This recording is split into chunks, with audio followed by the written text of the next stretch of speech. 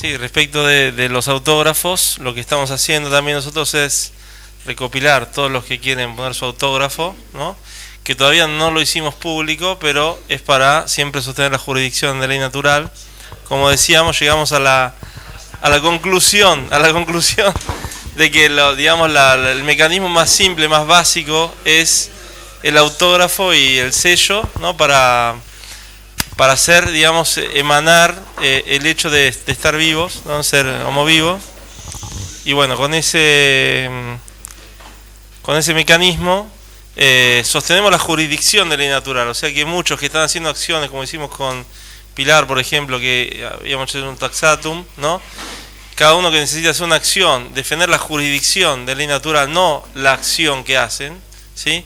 El hecho de que cuando uno se declara homo vivo, está sosteniendo dicha jurisdicción, bueno, como el sistema de alguna forma oculta la idea de que existe la jurisdicción de ley natural, bueno, le decimos, mira, no es que hay un loco suelto que dice que está en la jurisdicción de ley natural, no, hay muchos que tienen conocimiento, que saben de qué se trata y que entonces están sosteniendo la jurisdicción de ley natural, ¿sí? Básicamente lo que ellos hacen con todo lo que hacen, cuando nos piden de ir a votar, te piden de darle el sostenio. Cuando hacen público un documento, te dicen, mirá, si nadie reclama, nadie dice nada, nadie se opone, el documento es público, después de 28 días vale, ¿no? Entonces, bueno, esa es la misma lógica, pero no es la lógica del sistema, no es el derecho positivo, eso es derecho consuetudinario, o sea, se fue siendo así, ¿no? La iglesia lo hizo así, los nobles hicieron eso, o sea, cada vez que se hacía algo, se hacía público, obviamente uno se quejaba y lo liquidaban. Ahora, digamos, podemos hacer acciones o comunicar que no estamos de acuerdo, ¿sí? Siendo que nosotros mismos legitimamos al sistema yendo a votar, aceptando sus documentos, ¿no? Haciendo un certificado de nacimiento, todo lo que sabemos que fuimos haciendo, ¿no? Inconscientemente, bueno, todo eso es válido porque nosotros lo legitimamos. Bueno, asimismo podemos hacer el mismo tipo de acción, pero a raíz de cada uno de nosotros.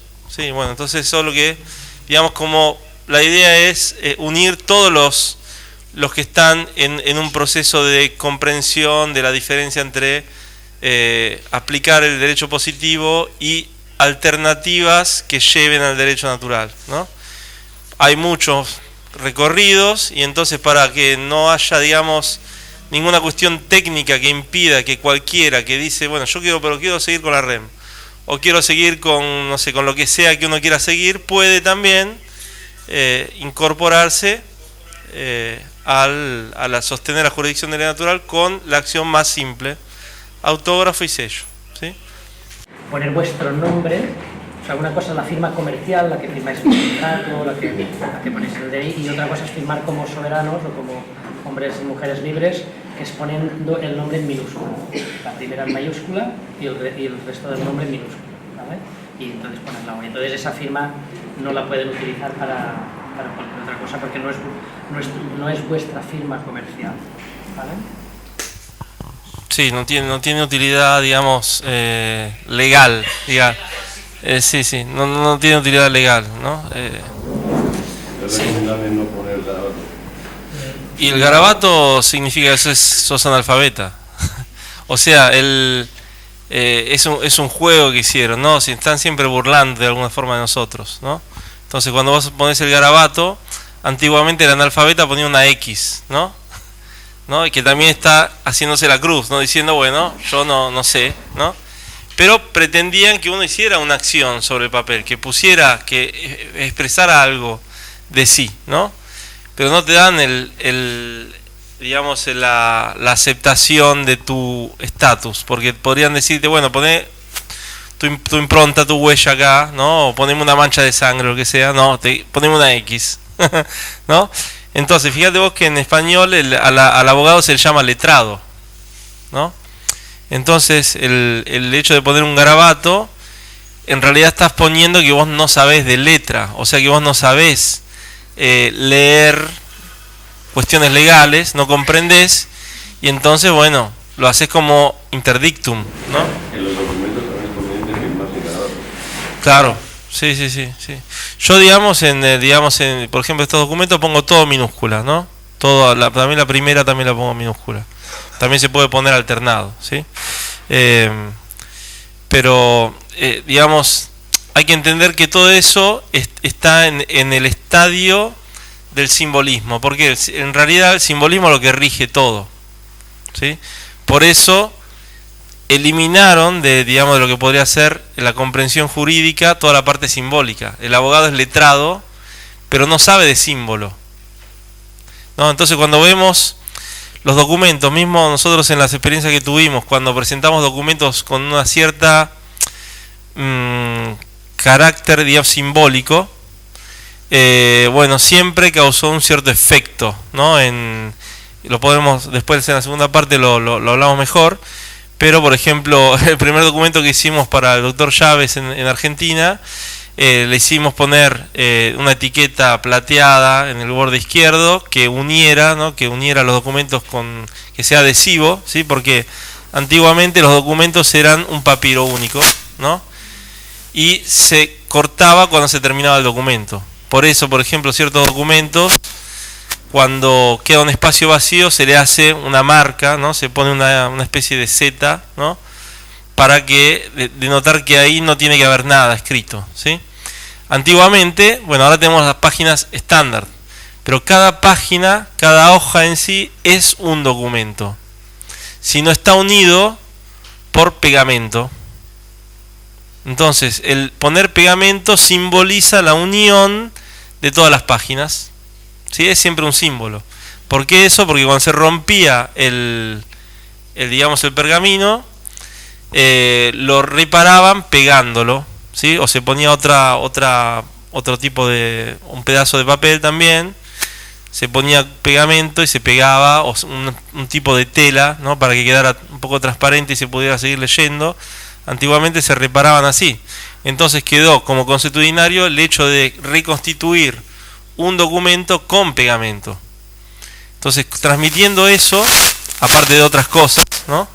Quien está dentro del sistema y ve un documento hecho de esta forma, siendo que hay una máxima que dice la forma es sustancia, ¿no? Entonces, cuando se pone algo de una cierta forma, entienden que hay una cierta sustancia y entonces realmente tiene ya un efecto psicológico bastante fuerte respecto del agente del sistema, ¿sí? Que es un poco más o menos lo que vamos a hablar hoy, ¿sí? Quiero un poco poner en línea, seguramente muchas de las cosas que les voy a contar las saben, pero las vamos a poner todas en fila para que se haya una visión coherente, ¿no? Completa de lo que sería esta lógica, ¿no? ¿Por qué? Porque de alguna forma todavía tenemos que dialogar con el sistema, no es que estamos ya libres, independientes, no, tenemos que interactuar. Entonces, ¿cómo hacemos para interactuar? Tenemos que conocer los mecanismos jurisdiccionales, tenemos que conocer la diferencia entre ponernos nosotros en estatus jurídico, pero usar los elementos del derecho positivo para los agentes del sistema, ¿sí? Que es una cosa que cuando la empezamos a exponer, muchos nos atacaron diciendo que estábamos usando el demonio, el derecho positivo no se usa, es el demonio, pero lamentablemente los agentes del sistema conocen solo eso y reconocen solo eso. Entonces, si nosotros hacemos valer el derecho natural, y ellos dicen, pero eso no existe, porque yo me rijo por lo que estoy obligado a hacer valer, ¿no? Y si uno no logra explicar que existe un límite jurisdiccional de derecho positivo y por encima hay otro y logra ese link, esa conexión que permite hacer valer la diferencia jurisdiccional, entonces el agente del sistema hace como si nada, ¿sí? Y bueno, eso es un poco el mecanismo, ¿sí? Así que bueno, la idea de hoy es darles un poco las bases técnicas, ¿no? Hoy va a ser un poquito más técnico, pesado, díganme si se cansan. Los límites están en nuestra mente, ¿no? Y acá tengo una especie de digamos, no es un meme, pero bueno, es un dibujo que muestra de forma bastante gráfica lo que decíamos, ¿sí? Creo que son los jirones del infierno de Dante,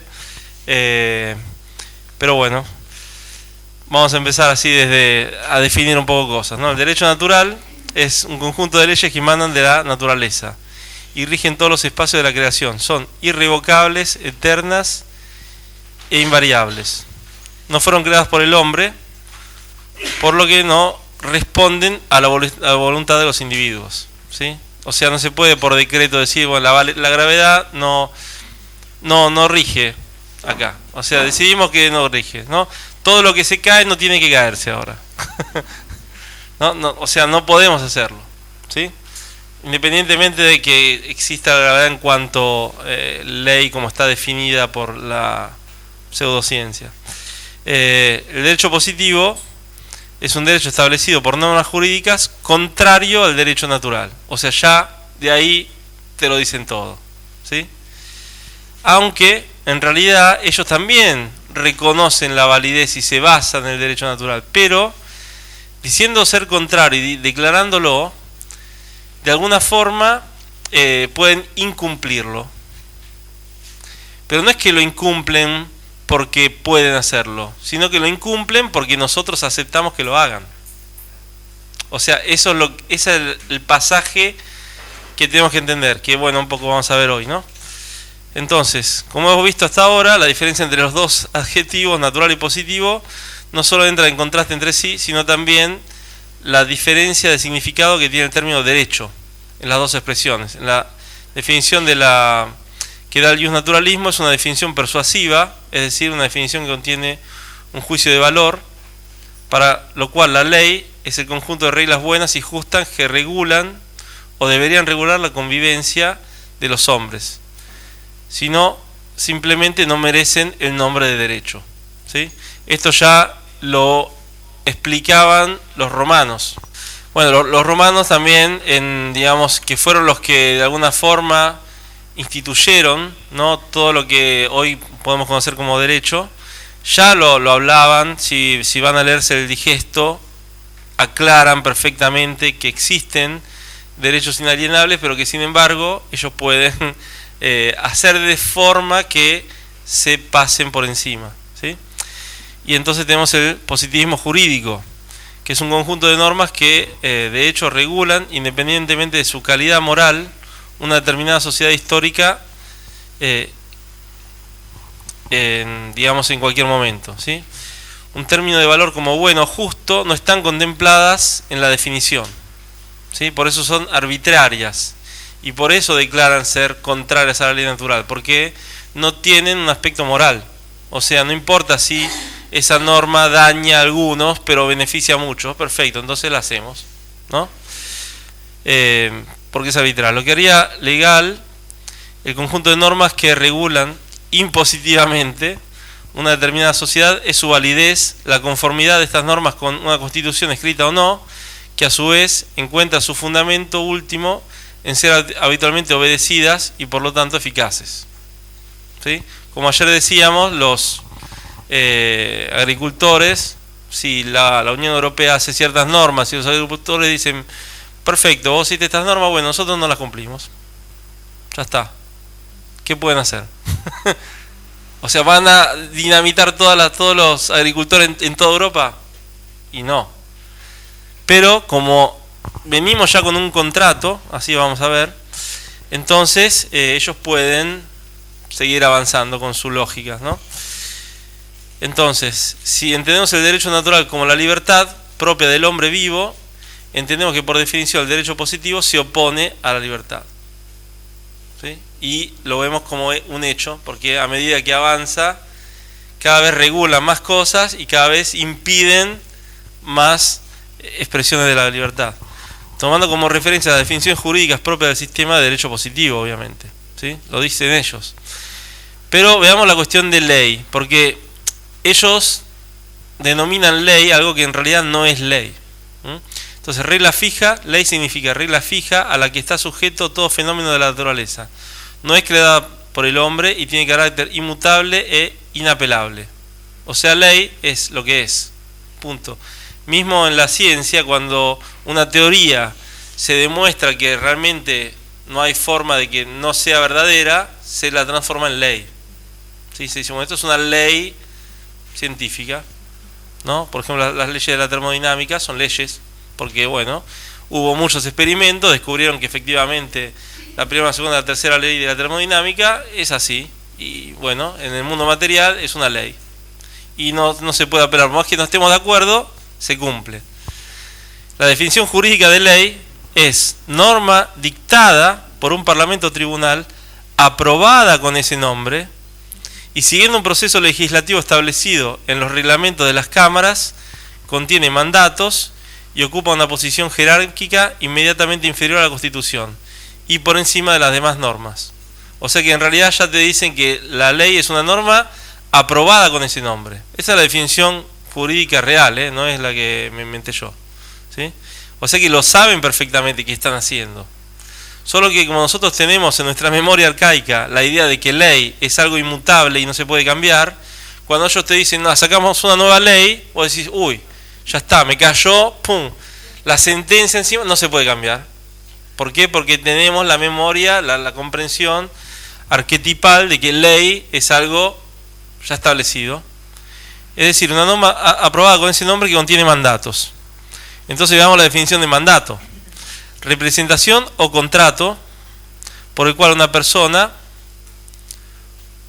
o una orden se obliga a prestar un servicio o a realizar una acción a favor o por cuenta de otra, o sea, mandatario. ¿Sí? O sea que es una orden que obliga a prestar servicio o a realizar una acción a favor de un mandatario. Pero es un contrato. Entonces, las normas que ellos proponen en realidad son válidas desde el momento en que nosotros aceptamos el contrato. Si no aceptamos el contrato, no es aplicable.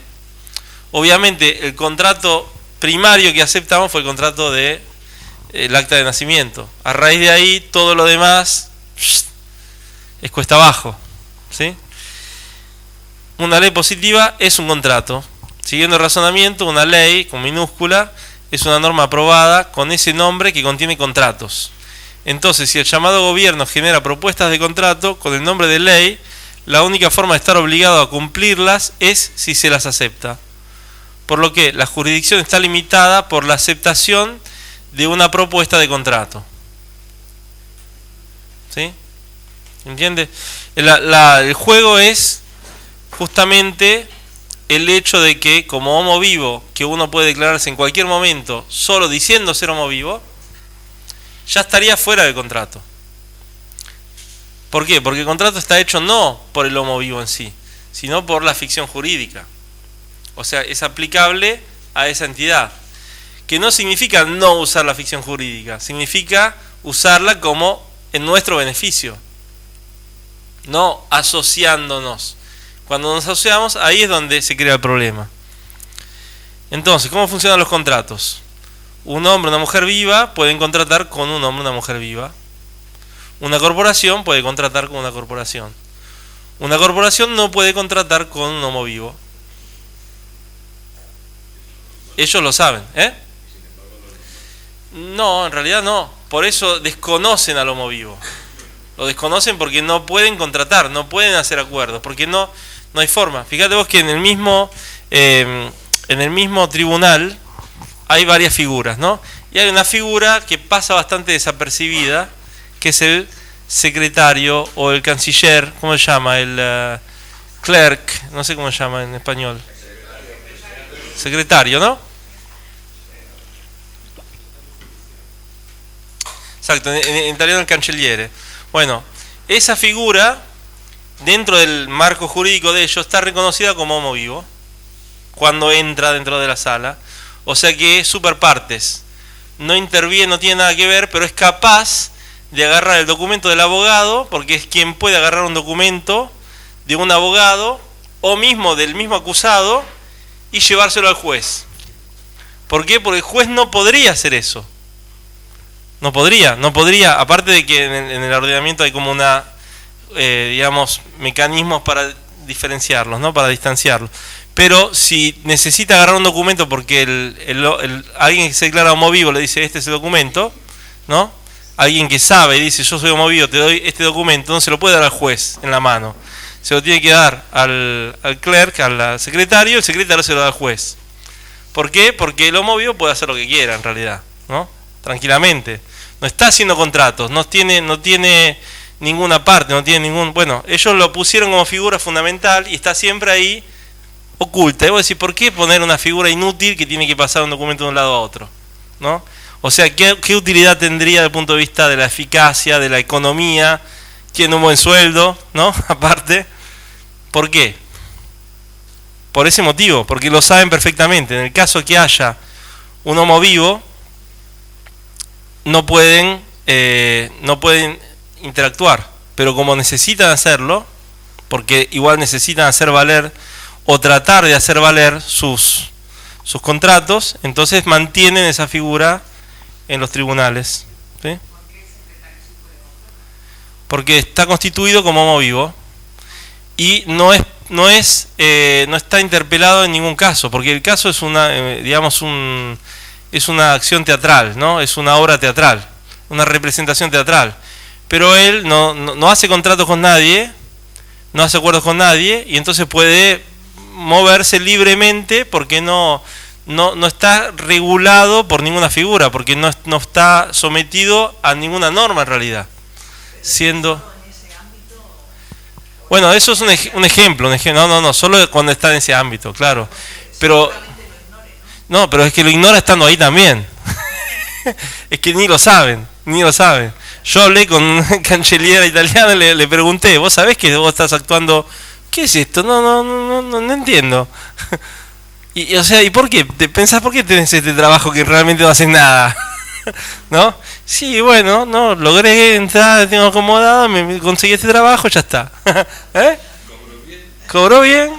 No, digamos, sí, un poquito de jurídico tiene que saber, puede llegar a leer algún documento para digamos, colaborar en la causa, pero no, o sea, no tiene ninguna responsabilidad, digamos, ¿no? Es super partes.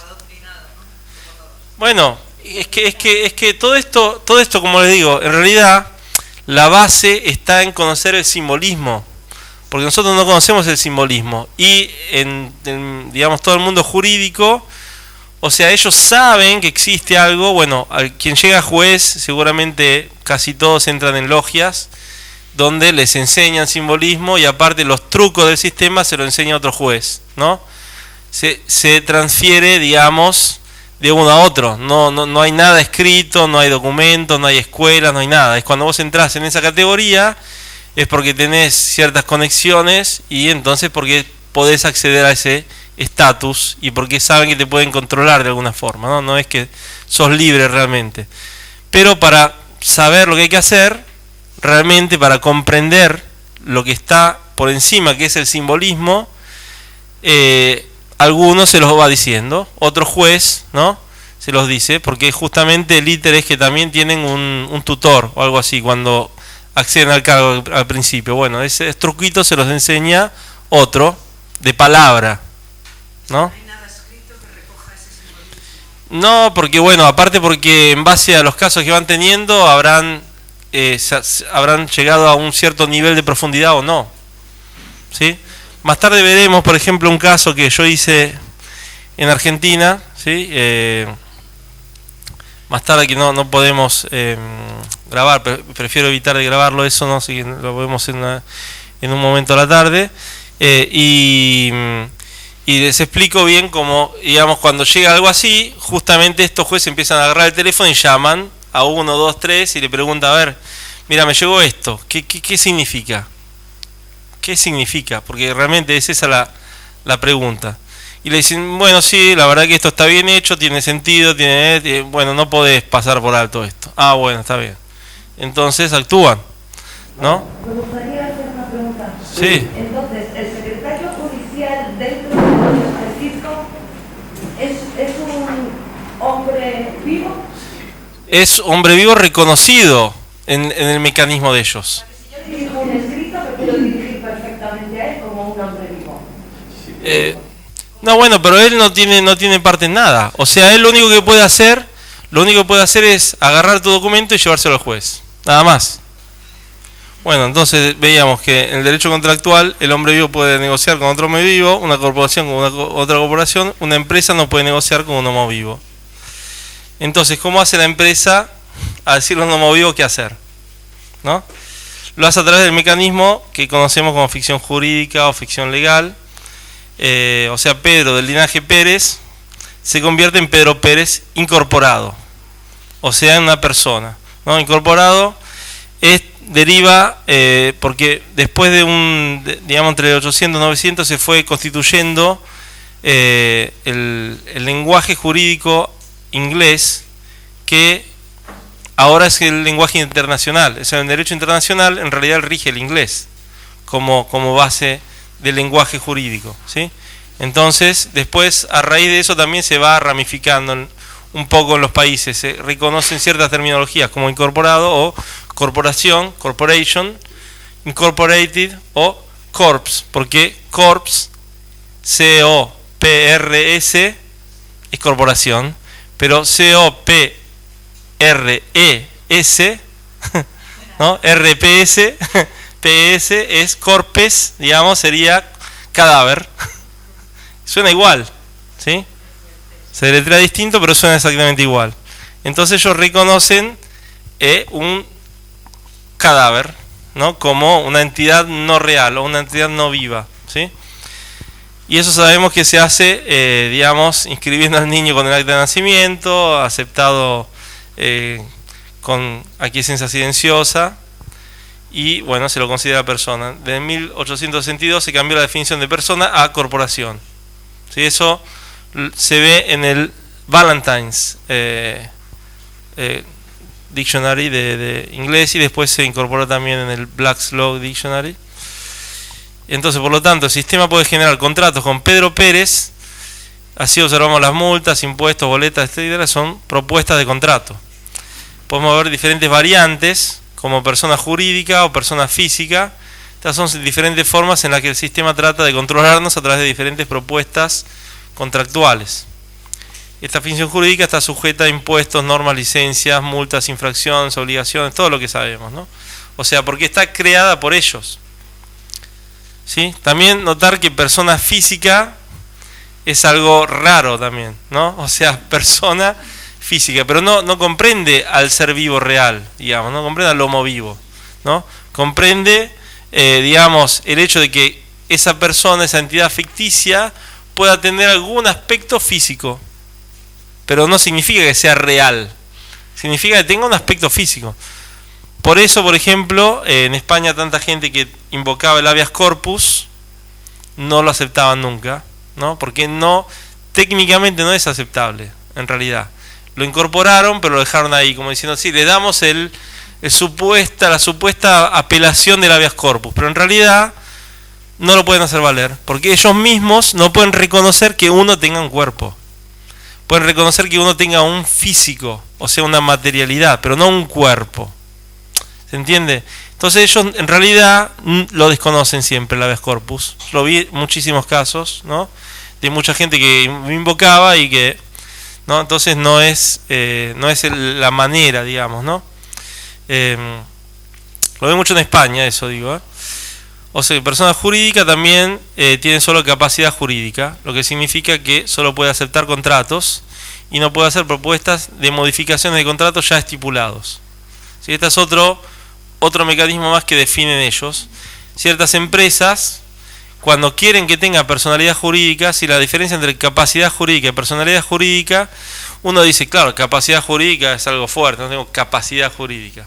En realidad significa poder aceptar contratos. Personalidad jurídica significa poder definir o proponer modificaciones contractuales. Por eso el banco, por ejemplo, hace su modificación unilateral del contrato, vos le decís no estoy de acuerdo y él lo hace igual. ¿Por qué? Porque vos podés solo aceptarlo legalmente. No podés decir yo quiero hacer una contrapropuesta de contrato porque el contrato anterior me gustaba mucho más y no quiero que lo cambien. Y ellos te dicen lo siento, pero nosotros solamente aceptamos digamos, tu capacidad jurídica, no tu personalidad jurídica. O sea, no te lo van a decir, pero básicamente ese es el mecanismo. Entonces van por encima como si nada, ¿sí? Por eso, en muchos documentos que actuamos, también invocamos que el homo vivo tiene personalidad jurídica, es decir, que puede proponer ejecutar contraofertas contractuales, ¿sí? Ya que, como se explicó anteriormente, la ficción jurídica tiene solo capacidad jurídica. O sea, mientras está estableciendo el contrato se puede hacer eso, pero una vez que el contrato está establecido, se terminó. Ese es el juego, ¿no? O sea, mientras que estás contratando, que todavía no firmaste, ahí te aceptan que puedas contratar. Que le digas al banco, mira, yo no quiero que dentro de 6 meses me cambies el contrato, lo podés decir ahí. Pero una vez que firmaste, ya está. No podés hacer contraofertas.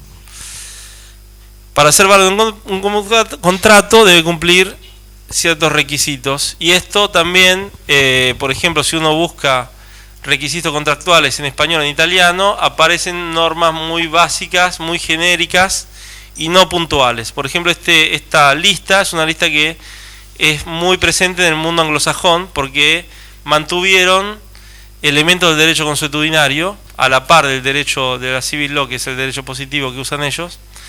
Y bueno, esos son elementos de derecho consuetudinario que pueden no tener en cuenta, digamos, en el sistema.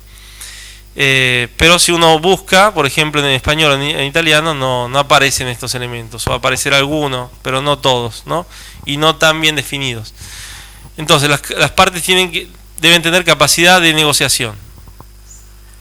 ¿Sí? Bueno, leemos todos, ¿no? Una vez. El consentimiento debe ser libre y genuino, tiene que tener divulgación completa de los términos, tiene que estar basado en el intercambio de valor. Eso también es importante para saber, para la cuestión de los mutuos, los préstamos, ¿no? Certeza de los términos, o sea que los términos no pueden cambiar así porque sí. Debe ser un encuentro de mentes, ¿sí? En español suena raro, pero en inglés no. Siglado por autógrafos o firmas, y debe tener privacidad contractual, o sea que no se puede dar ese contrato a otro para que lo ejecute. ¿Sí? Eso también significa no solamente mostrarlo, sino darlo, que se traduce en español como titularizar, por ejemplo, ¿no? Tendría que ser así. Bueno, entonces, tener capacidad de negociación. Deben tener la edad adecuada, mentalmente saludable, deben ser libres para contratar legal o legítimamente. ¿Sí? Si vemos esto, por ejemplo, en el contrato de ficción jurídica, que es el acto de nacimiento, cuando nosotros nacemos, ¿tenemos la edad adecuada? No. ¿Estamos mentalmente saludables? No. O sea, no entendemos nada. ¿Somos libres para contratar legalmente, legítimamente? No. Sin embargo, ya tenemos un contrato a nuestro nombre, ¿no? O sea, en realidad no es nuestro. O sea, ellos, digamos, te cortan la placenta, se la quedan, dicen, uy, acá hay un muerto. O sea, pero nos hacemos cargo nosotros, no te preocupes. Te hacemos un contratito, le ponemos el nombre igual al tuyo, porque es una parte tuya, pero en mayúscula, porque está muerto ya, ¿no? Porque, digamos, el mayúscula, el de minuto capitis máxima, es lo que en Roma se usaba para los esclavos o para los muertos. Una vez que estás muerto, de minuto capitis máxima. Bueno, entonces te hacemos este documento con este material genético, que es el mismo que tenés vos, que es un órgano tuyo externo, pero que como lo dejaste abandonado, lo dejaste tirado ahí, ellos se hacen cargo. Y aparte te ponen la marca del pie negra, porque ya estás muerto, la mano negra, y una mancha de sangre también que te sacan, y lo hacen en el acta de nacimiento, ¿sí? Te ponen una gotita de sangre en el documento, o sea que el documento está impregnado con el ser vivo real, pero al mismo tiempo está basado en una fracción de ese mismo ser vivo que fue, digamos, que quedó abandonada, que es la placenta con el cordón umbilical, que ellos hacen cargo. Ya la iglesia antiguamente se hacía cargo de la placenta, ¿no? Y hacía la sepultura y hacía todo lo que tenía que hacer, ¿no? Argumentando que los padres habían abandonado ese ser y que no podía ser dejado así, ¿no? Pero era ya el fundamento para después transformar ese mecanismo en la creación de esta entidad ficticia, ¿sí? Entonces no es que no lo crean en base a la nada, lo están creando en base realmente a algo real, que sí era nuestro, que sí es material biológico nuestro, que sí es nuestro mismo DNA, lo es. Solo que es un órgano externo, que tendría que quedarse, no sé, una semana ahí, pasarnos todas las células estaminales, reforzar todo el sistema inmunitario, o sea que no nos enfermaría nunca, que no es un buen negocio, y bueno, y entonces no podrían tampoco hacerse cargo, porque vos después, cuando se seca y cuando se corta sola, la sepultás, haces un rito y despedís esa parte tuya que mismo vos no lo sepas, pero tus padres lo harán junto con vos y, digamos, se hace un ritual justo, correcto, ¿no? Esto es el Lotus Birth, se llama, ¿no? Si lo escucharon alguna vez, ¿sí? Esto, digamos, lo que, desde el punto de vista biológico, lo que habría que hacer, pero tiene este aspecto jurídico que la gente de Lotus Birth no conoce, pero que básicamente es así de hace siglos, ¿sí? Entonces, el consentimiento debe ser libre y genuino. El consentimiento no debe obtenerse mediante fraude, engaño, coacción o error. Bueno, clarísimo. O sea, fraude, engaño, coacción y error. Porque si uno quiere sacarse el hijo sin, digamos, del hospital, sin firmar el certificado, no te dejan. Te encierran, te dicen no podés. Y si vos lo querés hacer igual, te mete la policía y te obligan, ¿no? Sí, uno cree que ese certificado es el certificado del niño real. En realidad es el certificado de la placenta, ¿sí? No del niño real. Como decíamos, ¿no? Pero bueno, el consentimiento no fue obtenido libremente.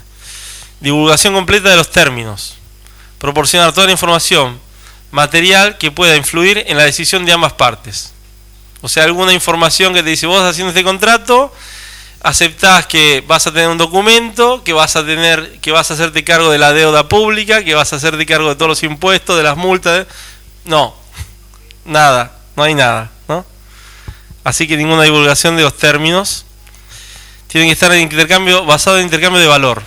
Algo que se considere útil, valioso o de valor debe ser intercambiado entre las partes. Ok, vos le das tu firma, digamos así, ¿no? Para el certificado de nacimiento. ¿Qué te dan ellos? Un papel. Que, bueno, ellos, digamos, dicen que tienen valor porque te dan ciertos servicios que ellos dicen que son importantes, ¿no?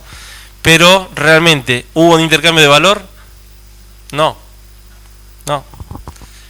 Entonces, no, digamos, importante notar que solo uno de estos elementos no se cumple y cualquier contrato decae. Basta que un elemento de estos 8 no se cumpla y se puede anular el contrato. Es así de simple. Bueno, sería así de simple. Certeza de los términos. Los términos del contrato deben ser fijos y con la posibilidad de no ser modificados sin un acuerdo previo. No hay ningún término, no hay nada. O sea, ellos cambian las leyes como quieren, cambian las normativas, te dicen ahora el impuesto vale esto, después va a valer esto. O sea, teóricamente, si quisieran hacer algo así, ¿no? Tendría que decir, bueno, mira, de acá hasta que te mueras, no sé, tus impuestos van a ser el 20%. Lo que tengas que pagar por esto va a ser un porcentaje X fijo respecto a... O sea, tiene que estar todo establecido antes, porque si hasta a medida que uno va, digamos, creciendo, tiene que pagar siempre la misma cantidad de impuestos, por ejemplo, ¿no? Y el que nace después pagará otro, será otro acuerdo, pero si lo quisieran hacer bien, sería así, pero no. Entonces, claro, cada uno a su edad tendría sus impuestos, cada generación tendría impuestos distintos, por ejemplo, ¿no? Si quisieran hacer un acuerdo hecho de forma correcta. Sin embargo, no hay nada. Ser un encuentro de mentes. Ambas partes reconocen y entienden sus obligaciones. O sea, alguien entendió que haciendo eso estaba condenando al hijo a hacer, digamos, a asociarse con un mecanismo esclavista. No, nadie lo entendió. Siglado por autógrafos y firmas. Deben tener impresiones de tinta húmeda como prueba registrada de mutuo acuerdo. Si el contrato es entre un hombre mujer vivos y otro hombre y mujer vivos será un autógrafo. Si una persona sigla en nombre de una ficción jurídica será una firma. Pero también es importante notar que no tiene firma. Sí, hay una firma de un funcionario público cualquiera, ¿no? Que dice, pero es firma de visionado, no firma contractual. Es tipo, está todo bien, firmo que está todo bien. No firmo que soy parte del contrato. O sea, ese funcionario no es parte del contrato. O sea que ellos tampoco ponen una firma. No hay nadie que está firmando ese contrato. Lo estamos haciendo nosotros con ellos. Es como si nosotros les pidiéramos, le imploráramos de hacer ese contrato. Y después viene un funcionario y dice, veo que estás pidiendo esto, perfecto, veo que está todo bien, todo correcto, bueno, firmo yo que controle que está todo bien. No soy parte del contrato, no es el funcionario que es parte del contrato. Simplemente el funcionario dice, está todo bien, vos estás pidiendo esto, bueno, sí te lo van a dar porque ya está establecido que te lo dan. Pero nadie se hace cargo. ¿Sí? Entonces ya eso también invalidaría el contrato. ¿Quién es que se hizo cargo? ¿El presidente? ¿El ministro de, no sé, del interno? ¿Qué sé yo? No se sabe. Nadie. Privacidad contractual. El contrato no puede ser transferido a terceros. ¿Qué se ríe? Bueno, acá se entiende, ¿no? Perfectamente. Bueno, acá un poquito sobre el contrato social, la presunción de aceptación, en el concepto desarrollado por Rousseau, en filosofía política, ciencia política y sociología, es un pacto hipotético mediante el cual los individuos pertenecientes a una misma sociedad o grupo decretan las reglas que fundamentan su fundación. Como por ejemplo, el acuerdo que el Estado obtiene con los ciudadanos en relación a sus derechos y deberes. Si parte de la idea de que los miembros de un grupo o sociedad aceptan el acuerdo por su propia voluntad, en virtud del cual aceptan la existencia de una autoridad, ciertas normas morales y ciertas leyes a las que se someten, el contrato social es una hipótesis argumentativa de la autoridad política, del orden social, y justifica la existencia del Estado, ¿sí? Pero también ese contrato nunca nadie ni siquiera lo vio ni lo firmó. O sea, ¿dónde está el contrato social? Sin embargo, por ejemplo, hace poco asumió este payaso Milei en Argentina y decía, hay que hacer un nuevo contrato social. ¿Cómo es que nombran, no? Eso. ¿No? Lo dijeron también la Comunidad Europea cuando con la nueva normalidad, ¿no? Ahora tiene que haber un nuevo contrato social.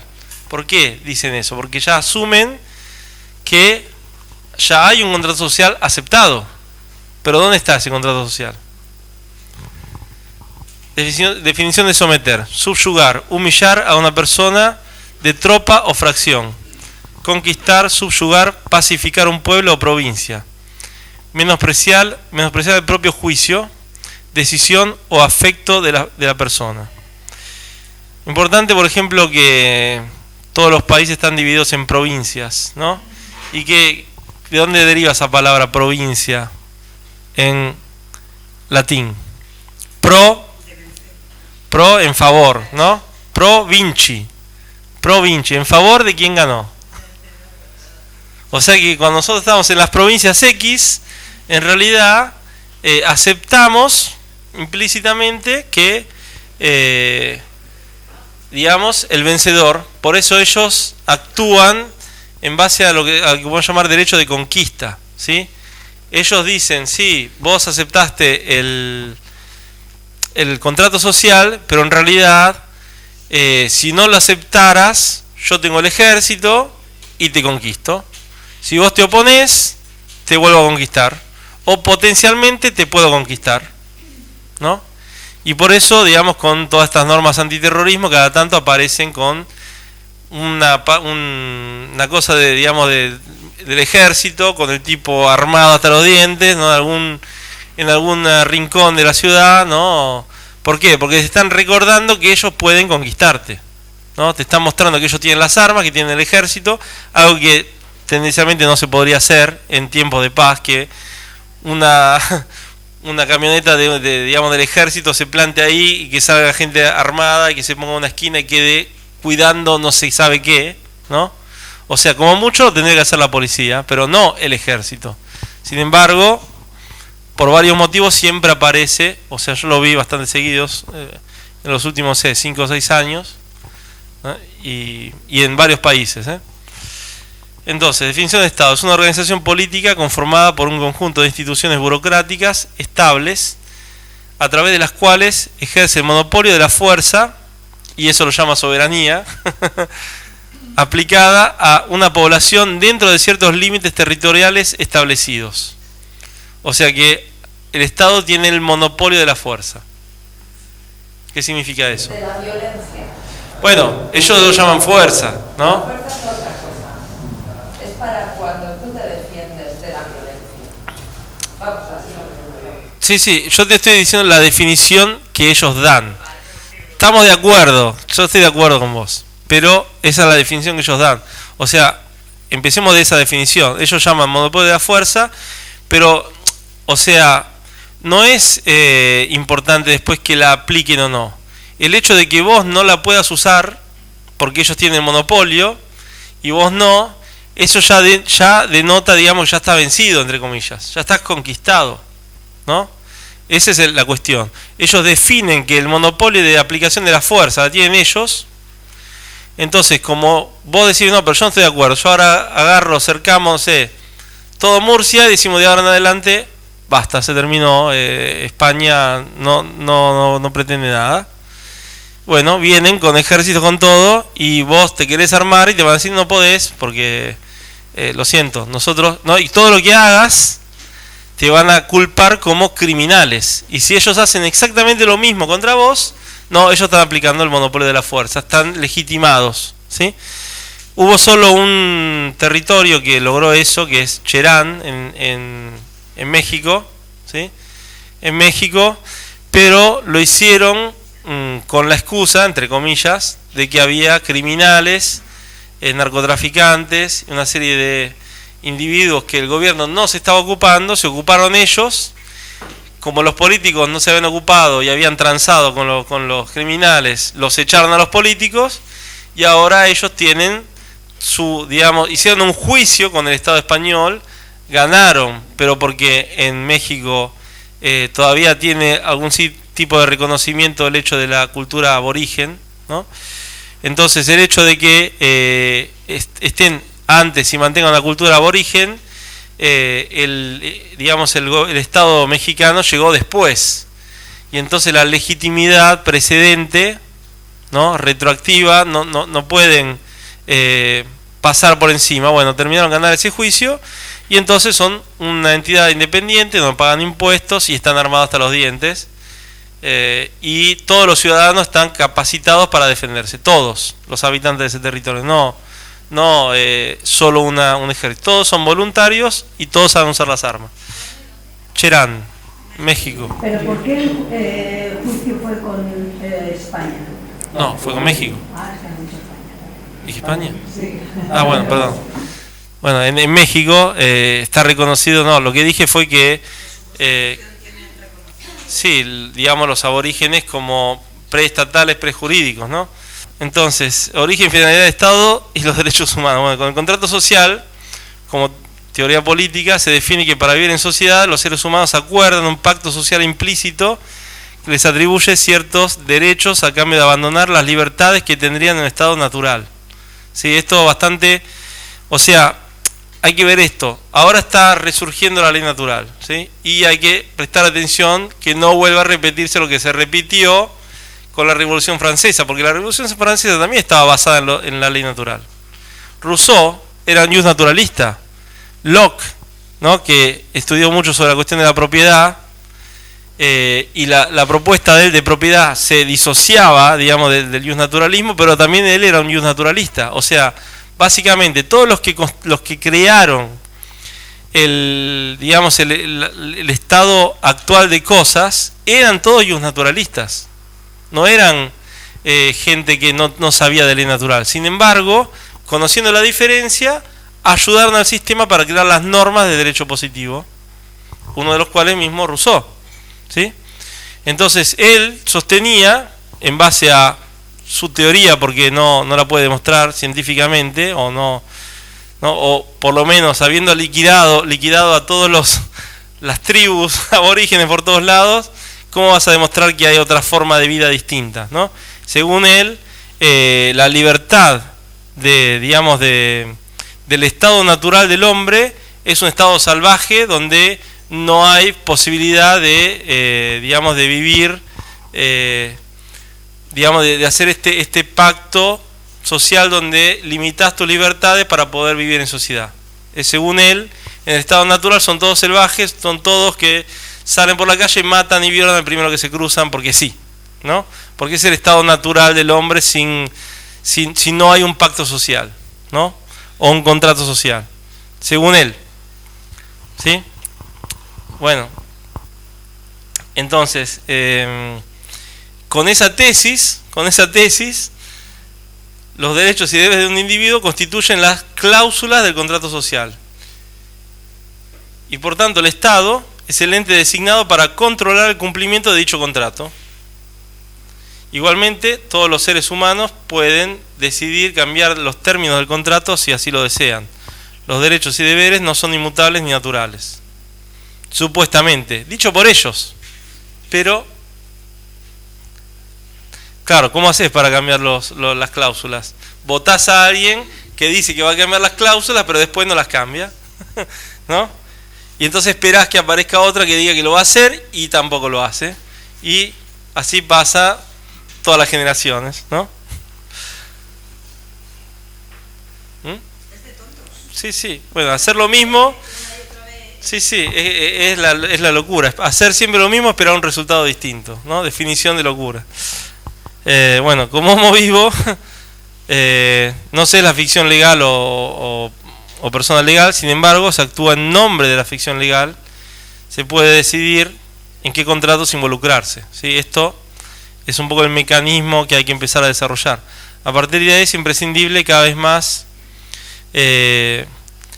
añadir sin perjuicio, por ejemplo, a cualquier firma que uno haga, ya que si no se declara también aceptamos el perjuicio en un contrato. Por ejemplo, yo en el pasaporte argentino, que lo hice hace poco, cuando fui a firmar puse Alejandro y abajo puse sin perjuicio. Mismo del coso electrónico, ¿no? Sin perjuicio. No, sin perjuicio escrito. Sí. Sin perjuicio. O sea, Alejandro y abajo sin perjuicio. ¿Por qué? Porque, por ejemplo, esto ya es un pequeño contratito, digamos, del pasaporte, pero ya establece el hecho de que yo no acepto algo que me perjudica. Entonces, ¿qué significa? Ya lo veremos un poco cuando veamos un poco el esquema de la ficción jurídica, cómo está hecha, pero significa que también la ficción jurídica es un tipo de trust, digamos, ¿no? Entonces nosotros lo podemos usar en nuestro beneficio, pero cuando nos perjudica nos podemos disociar, ¿sí? Por eso nos declaramos disponentes, beneficiarios y agentes autorizados de la ficción jurídica. Es importante, y hay muchos que cometen este error en varios sistemas, por ejemplo en Italia hay varios, ¿no? Como se llama legale representanza, o también la gente que, digamos que de Bárbara Banco, de OPPT, se declaran administradores de la ficción jurídica. Eso es un error gravísimo, ¿no? Bueno, acá está un poco el esquema. Está recién nacido y queda en el acta de nacimiento. O sea que el acta de nacimiento no es realmente el origen. Como vimos, es la placenta, ¿no? El material que ellos se quedan, que se roban, ¿no? Que hacen como que le eliminan un poco el valor y se lo quedan ellos como prueba de que hubo una entidad que, digamos, con esa misma genética, pero que murió, ¿no? Y entonces crean una entidad ficticia, pero siendo que nuestro mismo material genético somos el disponente, ¿sí? Porque si no existimos nosotros no se crea este trust, somos el disponente. Entonces el Estado hace este certificado de nacimiento y se declara el administrador del trust, ¿sí? El administrador es el responsable, el que tiene que pagar. Por eso el juez, si te quiere acusar de algo, ¿qué hace? él representa al Estado y lo que tendrías que pagar vos supuestamente lo tiene que pagar el juez. Y el juez lo que hace es decir, bueno, mira, yo tengo que pagar esto. Te pregunta, ¿vos sos el nombre y apellido X? Y vos le decís sí. Ah, perfecto. Entonces te transfiere, ¿no? Esa deuda a vos, ¿no? Ese mecanismo de son tort que se llama, ¿sí? ¿Qué quiere decir? Tort es un torto, o sea, una ¿cómo se dice? Una trampita, ¿no? Te hacen la trampita. Te lo dicen todos siempre. Entonces, el Estado es administrador y después crea un fondo del trust, pero no lo crea, o sea, crea otro documento y dice, bueno, para este trust vamos a ponerle un valor X, ¿no? Por eso también cuando uno nace te ponen una categoría, digamos, de estado de salud, ¿no? ¿Por qué? Porque en base a tu estado de salud es lo que vos vas a poder producir y entonces es el valor inicial del trust, ¿sí? Si vos tenés un estado de salud, no sé, 3, no es lo mismo que el 5 y entonces tu trust inicial vale menos, ¿no? Porque por ahí vas a crecer con ciertas dificultades, problemas, bueno. Sí, peso, la reactividad, o sea, toda una serie de cosas, ¿no? Creo que antes también le ponía si gritaba o no, ¿no? O sea, el tipo de grito que tenía, si era fuerte o era... Bueno, después fueron cambiando las categorías, pero básicamente es como una especie de listita que la obstétrica cree ignorantemente que está poniendo, ¿no?, algo bueno, diciendo, claro, está sano, ¿no? Está dando descripciones de que es importante saber en qué estado está, pero en realidad es para crear el colateral. Por eso también el colateral no es nuestro en realidad, ¿no? Este documento es de ellos, ¿sí? Porque tampoco es, digamos, hay que entender esto, el certificado de nacimiento no se crea, digamos, con ese certificado mismo se crea el bond. Se crea un documento derivado, que es el colateral, y del colateral se crea el bond. Entonces hay un documento entre medio. Por eso es muy difícil llegar. Y por eso no se puede acceder directamente. ¿Sí? Después se puede, digamos, como uno puede llegar a, digamos, a reclamar, tener ese fondo ahí que está para ser utilizado por el Estado en sus acciones, interacciones respecto a la ficción jurídica, vos le decís, bueno, pagate de ahí, ¿no? ¿Sí? Hay un mecanismo que lo usa, seguramente lo conocen perfectamente, el acreedor de parte asegurada, básicamente sería eso, ¿sí? Decirle, mira, vos tenés ese colateral que creaste, porque yo soy el disponente, ¿sí? Lo pudiste crear porque yo existo, creaste, digamos, un fondo para esa ficción jurídica y entonces los gastos de esa ficción jurídica pagátelos de ahí, porque vos a medida que yo voy haciendo cosas, vos le vas aumentando el valor a la ficción jurídica, perfecto. Entonces, como esa ficción jurídica tiene cada vez más valor, ¿por qué yo te tengo que pagar lo que vos ya estableciste que se va a pagar con el bond que vos creaste para pagar esa ficción jurídica? ¿Entiendes? Bueno, y de ahí se crea, digamos, la ficción jurídica. La ficción jurídica, ojo, no es lo mismo que el nombre legal. La ficción jurídica es una caja vacía. Lo que vos pongas adentro, ¿no? Yo agarro la caja y digo, bueno, esta caja es de él, ¿no? Yo pongo esto ahora adentro. Si él quiere, se lleva la caja y dice, no, pero la caja es mía. No, pero lo que está adentro es mío. No, pero la caja es mía. Vos lo pusiste adentro, problema tuyo. La caja es mía, me la llevo. No sé si me explico, ¿no? Eso es lo que hacen con el nombre. Por eso ellos juegan con la idea de que la ficción jurídica, el nombre legal es lo mismo, pero no.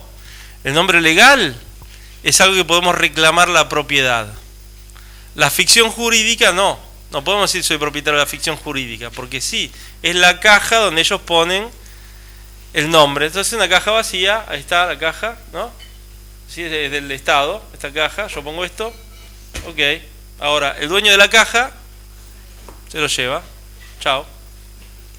¿Sí? Yo mismo si le digo, bueno, está bien, ahora me lo das esto que es mío, No, pero la caja es mía. Sí, la caja te la dejo. Pero lo que puse adentro es mío. Me lo tenés que dar. Y te lo tienen que devolver.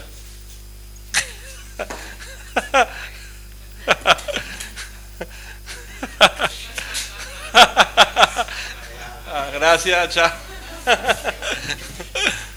No, pero bueno, eso sería un poco el juego. Por ejemplo, la Common Law de Escocia, ellos te hacen la reclamación de la propiedad del nombre legal, ¿no? Porque conocen ese mecanismo, ¿sí? Yo con ese mecanismo hice un trust, metiendo el nombre legal de mis hijos en un trust, ¿sí? En caso que el juez quiera hacer algo, por alguna cuestión, le digo, bueno, acá el nombre legal está en un trust y la propiedad del nombre legal es mío. Como vos podés solamente pretender de tener jurisdicción sobre el nombre legal, sobre la ficción jurídica, porque por la ficción jurídica, pero el nombre legal es mío. Entonces, demostrá tener jurisdicción sobre el nombre legal. Demostralo. Si no lo podés demostrar, no podés proceder hasta que no demuestre la jurisdicción. Obviamente hay que usar lenguaje justo, invocar las leyes justas y todo, pero básicamente sería eso. A su vez, está dentro de un trust. O sea, bastaría solo con decir tengo la propiedad del nombre legal. Pero si además lo pones en un trust, o sea, está segregado, ¿no? El nombre legal, tienen también que justificar por qué tienen que sacar algo del fondo del trust. Lo tienen que justificar. Si no lo puedes justificar, no lo puedes sacar, ¿no? Y ellos mismos validan bastante el nombre legal. No, pero si es tuya la caja, así que validan el nombre legal, el trust, y entonces validando el trust, no van a. Esto es un trust. Ahí tenés. Y ponete. Pero explícale lo que es un trust. El concepto a lo mejor se escapa. No entendemos, no sabemos. No saben qué es el trust. No. ¿Tenemos el trust acá? Claro, pero eso. No. A mí se me escapaba y se me escapa todavía. Bueno, un trust es una figura jurídica, que nació en el periodo, digamos, de las Cruzadas, 1200, cuando un noble inglés se iba y dejaba a alguien encargado de su familia, sus bienes y todo. Cuando volvía, se encontraba que el hijo mayor estaba muerto, la mujer violada y tirada por ahí, y el castillo en manos de quien había dejado como custodio, ¿no?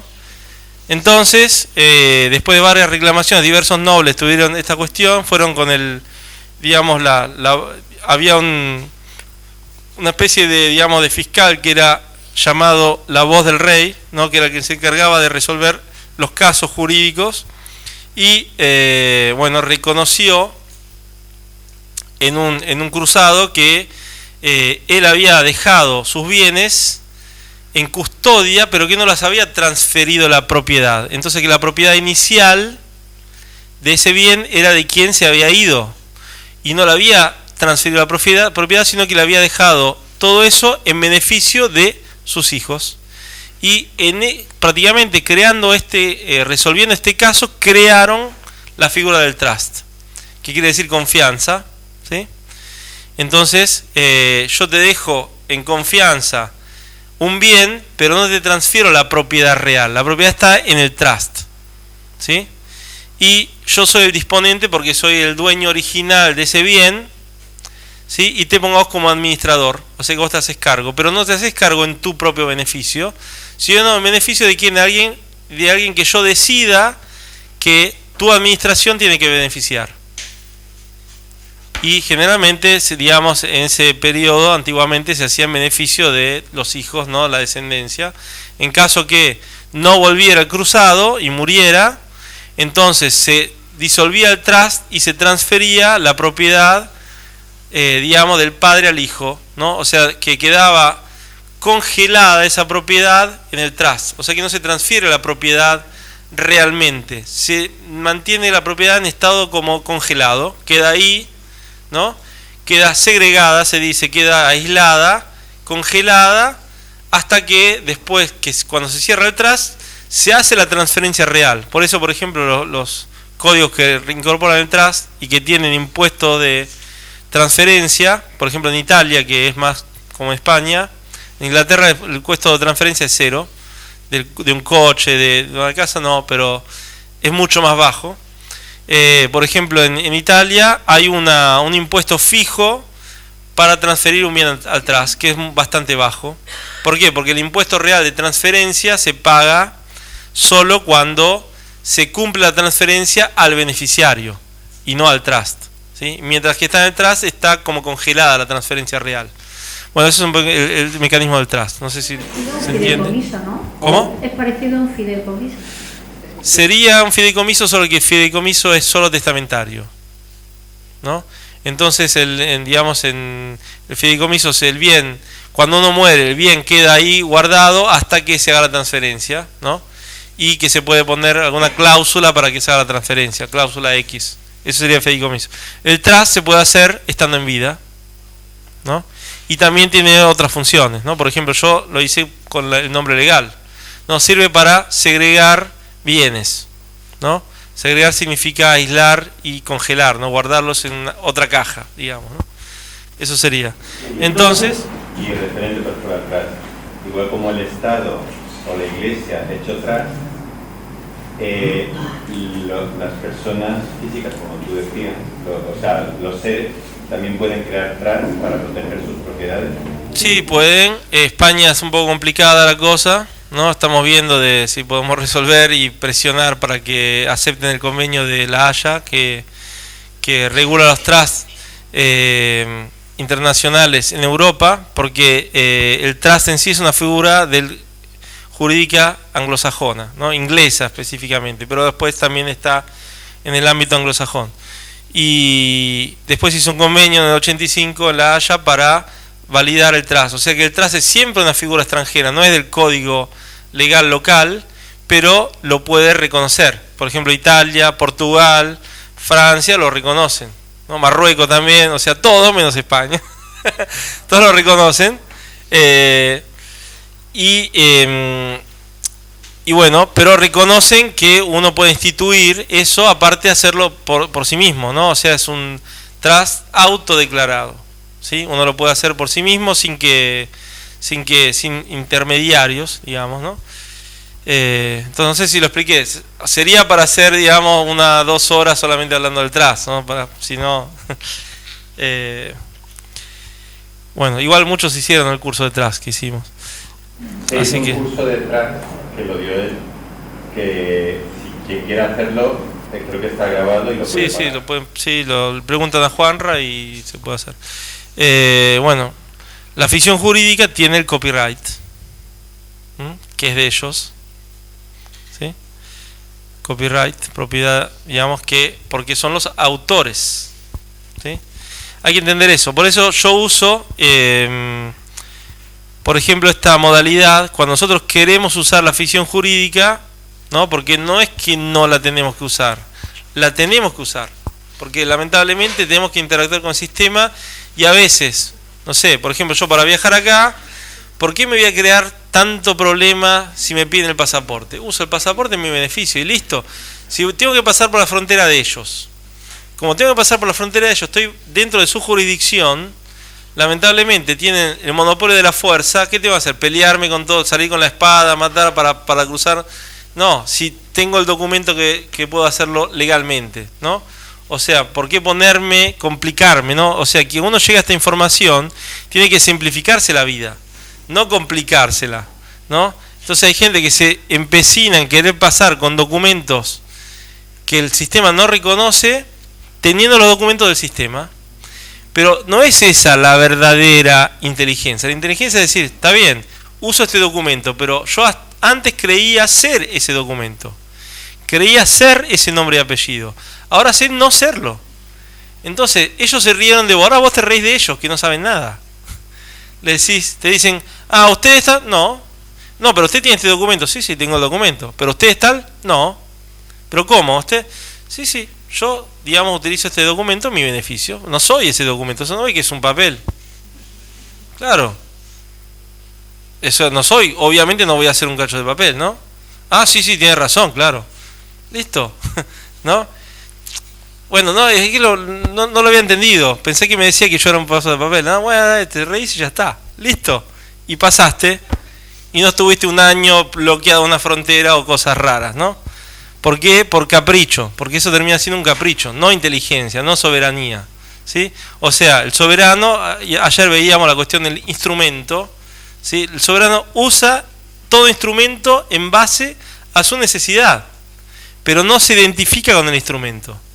Entonces, si nos identificamos con el instrumento soberanía, también estamos cometiendo el error, porque la soberanía también es un instrumento, no es un estado del ser, al final, ¿sí? Porque el estado del ser es, digamos, ni siquiera el soberano, es la libertad pura y basta. Ese es el estado real, ¿no? No necesitaríamos decir soy soberano o soy esto, soy lo otro, ¿no? Simplemente uno es y basta, ¿no?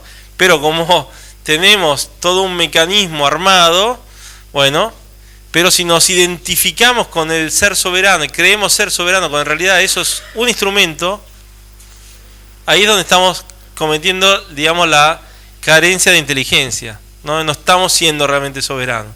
El soberano usa todo instrumento que le sirve en determinada situación. Punto. No combate, no necesita combatir. Tiene que ponerse más allá de eso. Si combatimos, todavía estamos dándole valor, poder a lo que combatimos, ¿sí? O sea, si hacemos resistencia a algo, ¿no? Porque muchos se denominan la resistencia, ¿no? La resistencia en realidad es la terminología equivocada si vos querés resolver el problema. ¿Por qué? Porque como ley de la física, todo lo que uno resiste te opone la fuerza igual y contraria. O sea, más resistencia vas a hacer al sistema, más resistencia igual y contraria el sistema va a hacer para vos. ¿Qué vas a obtener? O sea, mismo que seamos 1 millón nosotros, ¿cuánto es el sistema? Ellos tienen funcionarios para cambiar. Cuando se cansa un funcionario tienen otro y otro y otro y otro, no se terminan nunca, ¿no? Y después con la inteligencia artificial van a tener infinitos, ¿no? Y nosotros que obviamente te estás usando el tiempo de vida para crear documentos estúpidos, para resolver cosas estúpidas que con un documento que ya tenés, usado en tu beneficio, lo resolvés.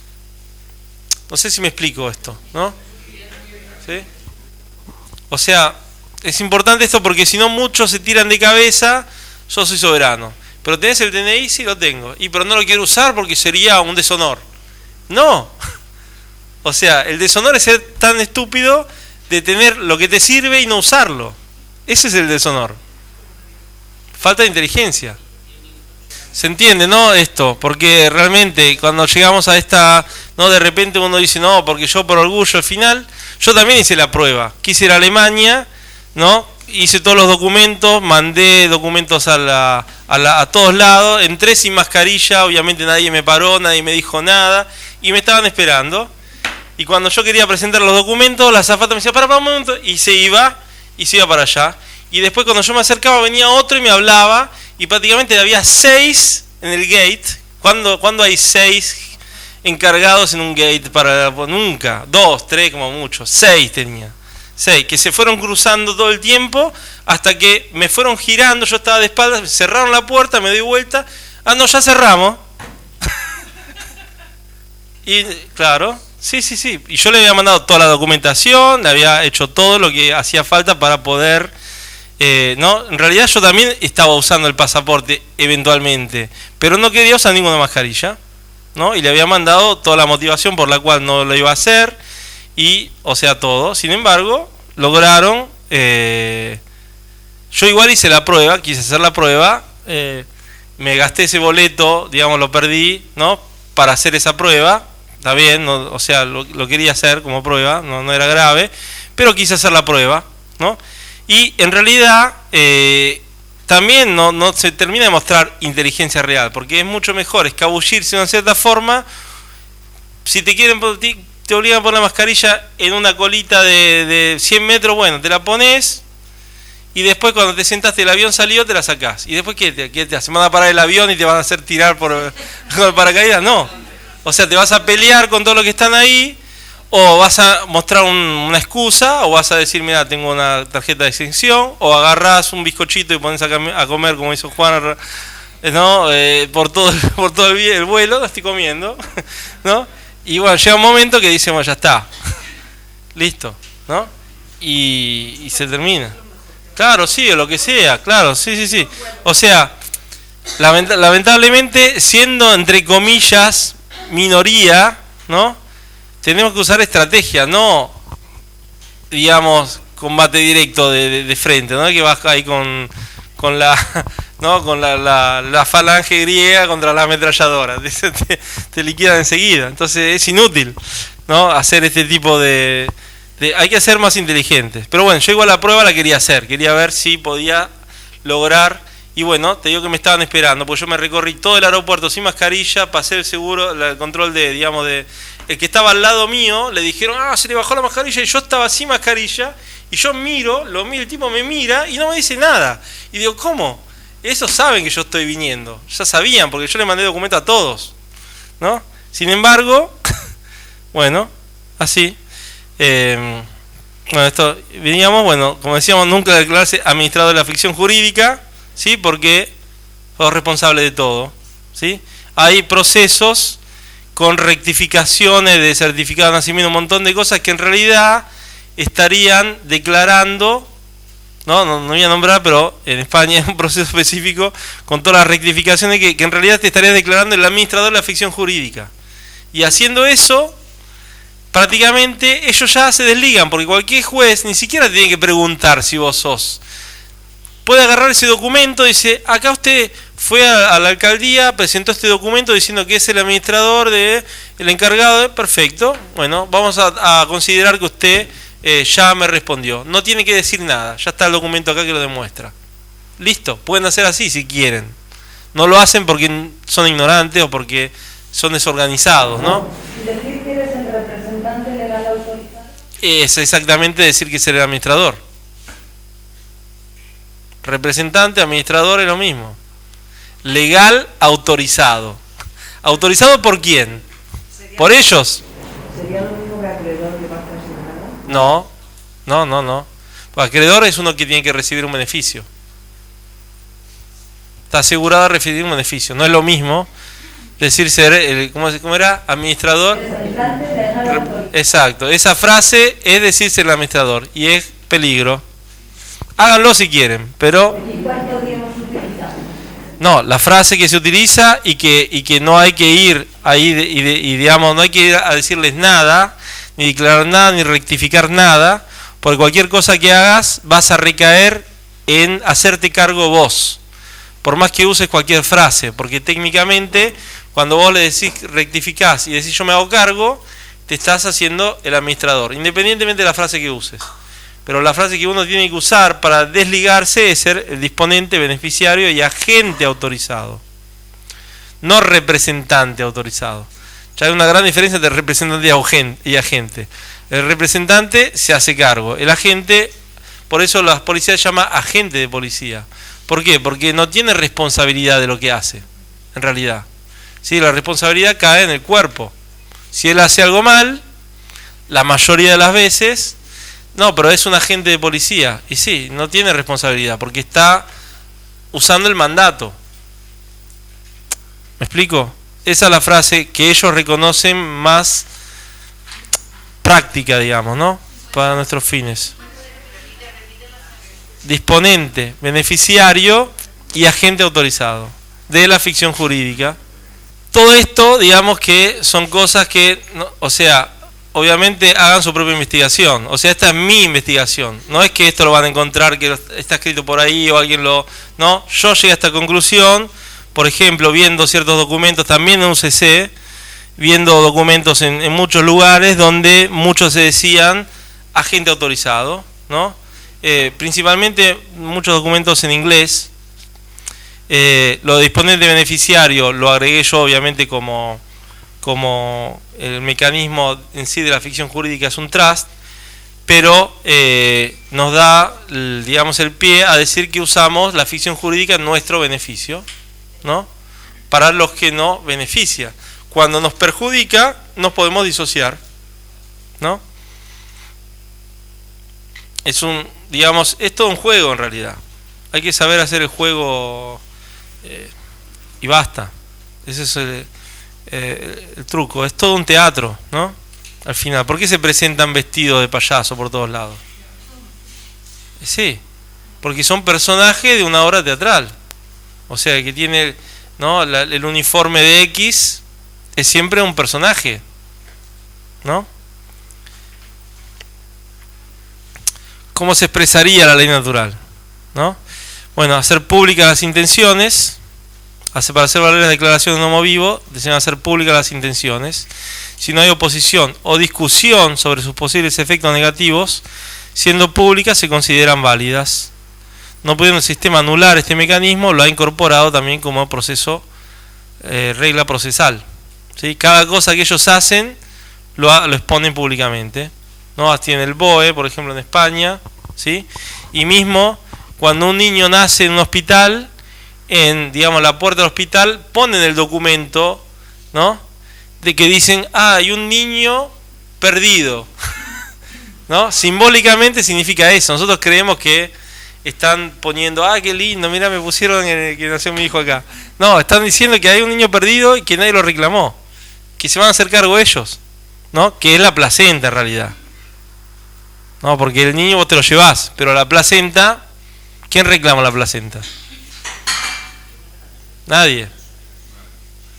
Entonces, está ahí la placenta, digamos, tirada, nadie la reclama, bueno, nos hacemos cargo nosotros, y bueno, la vamos a administrar nosotros esta placenta, ¿no? Vamos a generarle un documento a esa placenta, vamos a administrar este documento, y vamos a decirle a la contraparte con la misma genética que crea ser esa misma entidad de la cual nosotros nos hicimos cargo. Y lo hicieron público. Y estuvo ahí 28 días. Generalmente 14, pero bueno, 28 días es como sea la norma, ¿no? General. Se entiende un poco el juego. Ellos saben cómo funciona. Nosotros también podemos hacer lo mismo. Por ejemplo, si querés, yo cuando hice este tentativo de viaje a Alemania, ¿no? Mandé la documentación de la justificación, hice una propuesta de contrato, ¿no? La mandé a la policía del aeropuerto, se la mandé al director del aeropuerto, la mandé digamos al ente, le mandé a varios lugares, ¿no? Y después la puse en la Corte de Common Law y le dije, esta comunicación va a ser expuesta pública en tal lugar, ¿no? Y se la mandé. La mandé una semana antes. ¿No? Le dije que si en 3 días no me respondían a esta mail, consideraba el contrato válido. Obviamente ellos no incumplieron el contrato, ¿no? Lo hicieron un juego donde yo nunca pude hacer valer un contrato que tenía firmado con ellos. Y cuando lo quería hacer valer ya no tenía motivo porque habían cerrado la puerta, ¿no? Hicieron bien, ¿sí? Buena estrategia para no enfrentarme. O sea, fueron más inteligentes que yo en ese caso, ¿sí? Sí, y se sincronizaron, increíble. Sí, es que pueden surgir 1000 cosas, obviamente, claro, no, el intento igual es que tenga esta información para empezar a reflexionar, ¿no? Para empezar a comprender los mecanismos, porque hay como un montón de mecanismos del sistema que el sistema robó, podemos decir así, al derecho consuetudinario. Pueden entender esto, el derecho natural no en realidad no existe, no está constituido en algún lado, no es algo que existe. La filosofía y un naturalista, ¿no? Que se fue constituyendo. También hay una parte entre comillas religiosa, ¿no? Toda la cuestión de la moral, ¿sí? El mismo Santo Agostino se considera un naturalista en parte, ¿sí? Entonces, y todo este principio sí es mundial, pero en otras zonas como puede ser, digamos, en África o en Asia, los elementos que, digamos, tan amplio del naturalismo jurídico, hay fracciones, ¿no? En el mundo africano, en el mundo árabe también, hay fracciones de estos elementos, no está todo, ¿no? El todo, la mayor comprensión se fue desarrollando en Europa, ¿no? A raíz del periodo, digamos, del tardo medieval, donde se empezó a comprender un poco más, ¿no? Todo este mecanismo. Los mismos antiguos también tenían una comprensión de la diferencia entre lo que es un derecho natural inalienable y lo que es el derecho de gens, ¿no? Como decían. Lo entendían. Pero tenía mucho más claro el hecho de que cuando vos entrabas en una ciudad-estado, ibas a la agorá, a la plaza principal, veías a la estatua del dios, que el patrono de esa ciudad, ¿no? Ponele, ibas a Atenas y te ibas a la estatua de Atenas, y abajo estaba el estatuto de la ciudad, ¿no? Que eran las normas básicas que si vos incumplías sabías que ibas a tener, digamos, consecuencias. Y básicamente esa era la modalidad. Por eso también se desarrolló el mecanismo de hacer pública algo, porque cuando es público nadie puede decir yo no lo vi, yo no sabía, ¿no? Antiguamente era llegar a esa ciudad e ir digamos a la plaza principal, ver la estatua del dios, y abajo de la estatua del dios, en los pies del dios, estaba escrito las normas básicas de la ciudad, ¿sí? Y ahí nace el estatuto, ¿no? Que son las declaraciones estatutarias, un poco siempre, digamos, asonante con estatua, ¿no? Estatua también de statutum, participio del verbo neto statuere, establecer. En derecho es un acto jurídico fundamental que rige la organización y funcionamiento de un organismo público o privado. Sí, pueden tener distintas naturalezas jurídicas según la entidad a la que se refiere. Una organización internacional es un tratado plurilateral entre los estados participantes. Un organismo público es un acto normativo de distinto rango en la jerarquía de las fuentes de derecho. Piense, por ejemplo, en italiano, estatuto especial de algunas regiones, ¿no? Creo que también España hay regiones con estatuto especial que tienen rango constitucional, ¿sí? Estatutos municipales, provinciales, subordinada a la ley ordinaria. Bueno, la entidad privada tiene naturaleza de un negocio jurídico de derecho privado. Son un conjunto de normas legislativas y consuetudinarias, constituyendo un ordenamiento jurídico de un municipio, una corporación u otro organismo privado. Bueno, era establecido por los miembros o el jefe de una asamblea. Antes de tomar posesión, regían la organización y funcionamiento del municipio, pero tenían disposiciones en materia civil, comercial y penal. Más tarde, especialmente, bueno, esos son los primeros estatutos que se constituyeron, por lo menos en el mundo moderno. Surgieron en Italia. Ahora Italia, digamos, el norte es el desarrollado y el sur es el retrasado, pero en realidad antiguamente era al revés, ¿no? O sea, la zona del sur era mucho más avanzada. Y bueno, en el sur de Italia los estatutos se convirtieron en un instrumento a través del cual diversas comunidades locales constituidas en universitas reclamaban una mayor autonomía frente a los señores feudales, ¿sí? En el siglo XIX, sin embargo, el término estatuto se denomina constituciones otorgadas por los monarcas a los súbditos, principalmente a raíz de sublevaciones de 1830-31 a 1848. Con el uso del término constitución se asumía el valor de un pacto entre el monarca y el pueblo, ¿sí? Entonces, a nosotros nos venden que la constitución, ¿no? Pero en realidad ya todo lo que nos vendieron con el Estado ya se hacía antes, ¿sí? Cambiaron el nombre, ocultaron a los monarcas, los que estaban con ellos, los otros los liquidaron y siguió todo igual, básicamente, ¿no? Sobre el modelo de la Constitución española de 1812, por ejemplo, eso en el caso de, digamos, de Italia con sus súbditos, ¿sí? El término estatuto, por su parte, designaba una carta constitucional o triata, es decir, concebida unilateralmente, al menos en el plano formal, por el soberano, como la Carta Francesa de 1814, que otorgaba Luis XVIII, y la Siciliana de 1812. Por ello, Carlos Alberto en el 48 utilizó la denominación de estatuto para lo que pasó a la historia como el Estatuto Albertino. Durante un siglo, la Constitución primera del Reino de Sardeña y luego del Reino de Italia, sin embargo, no era otriato, o sea, no era hecho, digamos, unidireccional, no unilateral.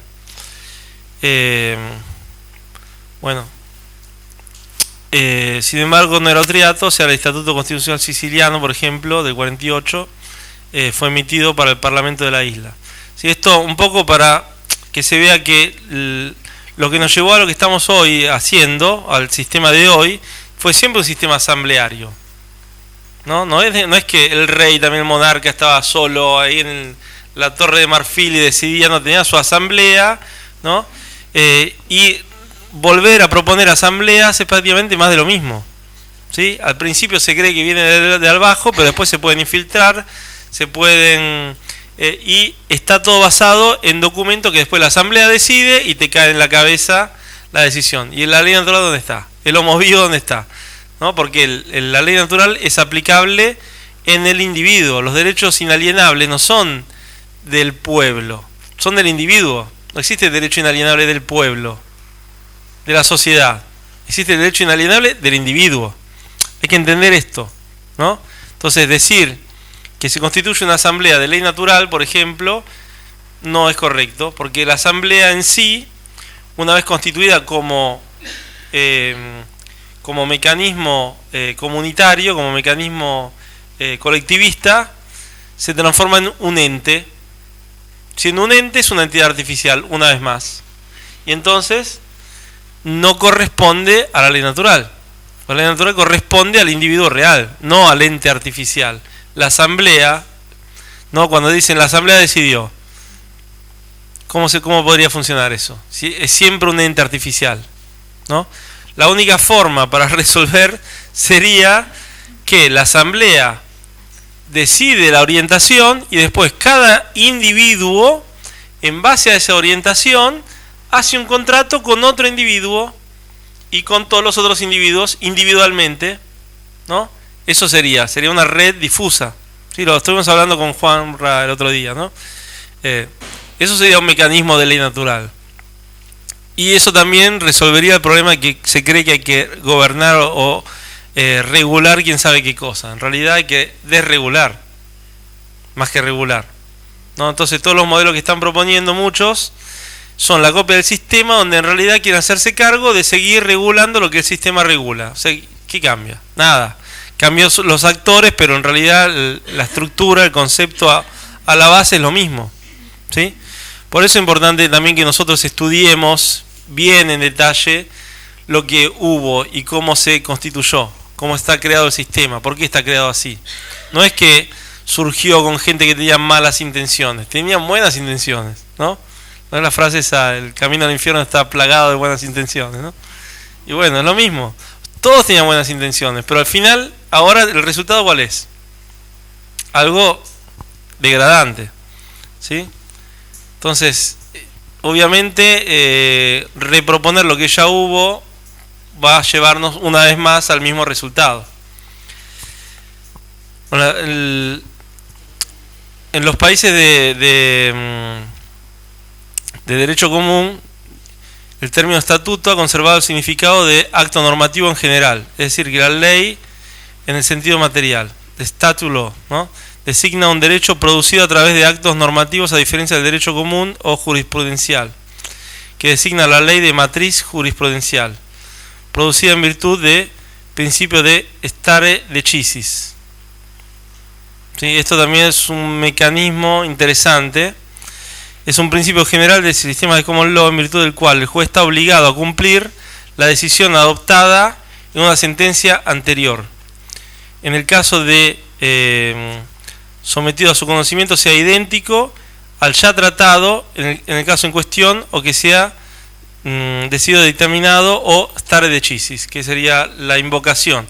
Sí, hay que entender esto. Cuando nosotros también hacemos documentos, mismo acá, existe una jurisprudencia que se llama, que sería lo que en el sistema de common law, la base para ellos de ley, ¿no? En cambio acá hay una ley establecida y una jurisprudencia, ¿no? Que se pueden sumar. Pero si uno invoca algo, por ejemplo, uno puede decir, encuentra un caso muy similar, y entonces pone la frase, se dispone la aplicación stare decisis de el caso número tanto, de la fecha tanto, ¿no? Entonces estás como disponiendo, invocando que el juez tiene que llegar a la misma determinación. ¿Por qué? Por stare decisis. No sé si se entiende. Todo funciona en base a invocaciones, ¿sí? Es un poco como Harry Potter. ¿Sí? En España también. Lo que pasa es que hay que saberlo hacer. Y hay que hacerlo con documentos, más que personalmente, porque siempre la acción personal, o lo haces con un juez, o si lo haces con otro funcionario, ellos pasan por encima siempre porque tienen el monopolio de la fuerza. Cuando se quiere hacer de persona es ya con el juez enfrente, no de otra forma, ¿no? Es lo que hacen con la jurisprudencia, ¿no? ¿Cómo? ¿Qué es lo que ocurre cuando hay jurisprudencia y se están tomando decisiones en base a decisiones anteriores? Claro, sí, eso sería lo stare decisis, sería eso, ¿no? Sería aplicar la jurisprudencia. Simplemente es una base de la common law, ¿no? El mecanismo jurisprudencial. En el mundo latino es menos común, ¿no? Las reglas de oro que, bueno, están en derecho consuetudinario, digamos, ¿no? No causar daño, pérdida o lesión a otro ser vivo y a su propiedad, no amenazar de dañar, perder o lesionar, y ser honorable en todos los acuerdos, ¿sí? Y acá un poco un esquema más o menos, ¿sí? Porque ¿no? Hay una línea roja entre el vivo y el muerto, ¿sí? O el no vivo, digamos, ¿no? Digamos que la parte azul sería basado en el derecho marítimo, ¿no? El derecho positivo es un mecanismo que es como base del derecho marítimo, ¿sí? Entonces tenemos la ley del mar, que es un poco estandardizada, ¿no? Es lo que permite que todos más o menos tengan el mismo tipo de código. Y después ahí tenemos la ley comercial, leyes de contrato, ley mercatoria, UCC también es ley comercial, ¿sí? Después, inferior a eso, tenemos ley del almirantazgo marítimo, militar, marcial, legislación estatuaria y pública, los decretos administrativos, códigos, reglas, facturas, instrumentos legislativos. Y después están las corporaciones, donde está incluida la ficción jurídica, los franchise, los deudores. Y en cambio, del otro lado tenemos la ley de la tierra. Las declaraciones constitucionales pueden ser consideradas ley de la tierra, no ley natural, ley de la tierra, que significa ley de la zona donde estamos, ¿sí? Es, digamos, asimilable con el derecho consuetudinario. O sea, el derecho consuetudinario es las normas que todos de una determinada región reconocen como válidas, ¿sí? Por más que no estén escritas, ¿sí? Eso sería. Lo que hace una constitución es exponer de forma escrita lo que ya está establecido consuetudinariamente, ¿sí? Y sirve principalmente para, digamos, validar también los cargos públicos, porque en base a estas declaraciones se hacen los juramentos de los cargos públicos, ¿no? Teóricamente. ¿Sí? Ley común o ley, digamos, consuetudinaria, no causar daño, pérdida o fraude a otras esencias encarnadas. Ley natural son las leyes de naturaleza, bueno, universal, las leyes de Dios, del Creador, esos son, digamos, inaccesibles. Y después tenemos como elementos, ¿no? En los rincones. Entonces tenemos, por un lado tenemos a la izquierda la diferencia entre legítimo y legal, ¿sí? Legítimo es siempre la parte, digamos, de ley natural y es de iure, ¿sí? Y el otro es de facto, o sea que se aplica tendencialmente con la fuerza, digamos, ¿no? A su vez, lo que respecta a los principios individuales de la ley natural son privados, ¿sí? Por eso también el mismo Estado supuestamente reconoce la privacidad de la habitación, reconoce la privacidad de tus datos, que son tuyos, en realidad te los reconoce como tuyos, ¿no? Digamos, no sé, tus datos supuestamente bancarios, tus datos relativos a la salud, ¿no? Supuestamente. Y en cambio, todo lo que respecta al sistema o del sistema comercial tiene que ser público, ¿sí? Porque tiene que estar a la vista de todos, tiene que ser claro, ¿sí? Y uno corresponde a algo ficticio y otro corresponde a algo real, ¿sí? ¿Está ahí? ¿Se entiende un poco esta división? Tenemos que tener bien claro eso, mismo cuando nosotros hacemos comunicaciones, ¿no? Hay que entender todos estos elementos cuando comunicamos con el sistema. Bueno, estructura de control, bueno, juramento, registro, licencia, certificados, firmas. Bueno, esto creo que ya era más o menos lo que habíamos visto. Una pequeña, digamos, a ver si un poco larga, no está bien. Sí, vamos hasta acá. Un pequeño elemento sobre lo que sería el crimen, porque también hay que entender esto, ¿no? El crimen en la ley natural es cuando se produce un daño real a alguien.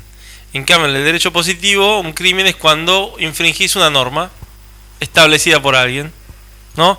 Y en base a esa norma infringida, tenés una pena, que puede ser la cárcel también, ¿no?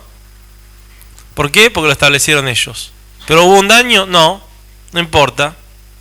Si no hubo un daño, no importa. Entonces, acto cometido en violación de una ley. Actividad ilegal, daño grave. ¿Sí? Entonces, las primeras dos son normas arbitrarias.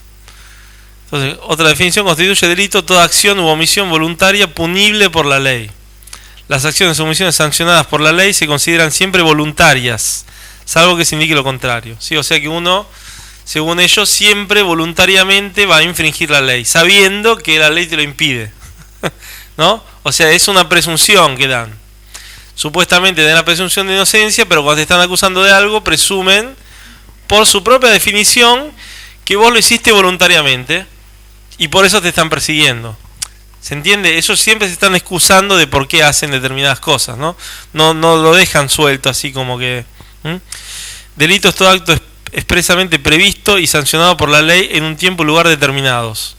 Será el legislador quien, con el fin de proteger algunos bienes sociales que considera preciosos, atribuirá una conducta a la calidad de nociva, reprobable y punible dentro de un ordenamiento jurídico específico. O sea que también le están dando al legislador la facultad de decidir arbitrariamente qué es punible y qué no. ¿Sí? Una ley es una norma imperativa o norma jurídica dictada por una autoridad competente de un territorio. Eso siempre la definición de ellos, puse ley con minúscula. Son de carácter coactivo, lo que significa que en caso de incumplimiento de las leyes, la fuerza pública tiene el deber y la obligación de sancionar a la persona o organismo correspondiente. Por lo tanto, muchas veces los individuos tienen que someterse a las leyes a pesar de no estar de acuerdo con ellas, ¿no? Tipo, por ejemplo, antiguamente la esclavitud, ¿no? Era legal tener esclavos, ¿no? Aunque la ley natural dijera que somos todos pares, pero legalmente no era ningún crimen tener esclavo. Ahora se supone que si uno tiene un esclavo hoy, es un crimen, ¿no? Antes no. Esa es la arbitrariedad. Diferencia entre ley y norma: las normas son las disposiciones o reglas que rigen la conducta de los individuos para garantizar el orden y el desarrollo dentro de la sociedad. Hay normas sociales, morales, religiosas, incluso legales. Las leyes son un tipo de norma jurídica, al igual que los decretos, reglamentos y tratados. Bueno, aceptación por consentimiento. Las leyes positivas son reglas o normas que se aplican solo a las personas o ficciones jurídicas o legales. Las leyes dedicadas a los hombres y mujeres vivos nunca se encontrarán explícitamente expuestas, porque estas normas no pueden imponerse a las esencias encarnadas. Bueno, esto era un tipo de documento, pero no sé si da el caso ahora. Bueno, una modalidad, cómo funciona la ACB, pero se los puedo explicar así de palabra. Y como frase final: la conciencia solo puede existir de una manera, y es siendo consciente de que existe. Bueno, ya está.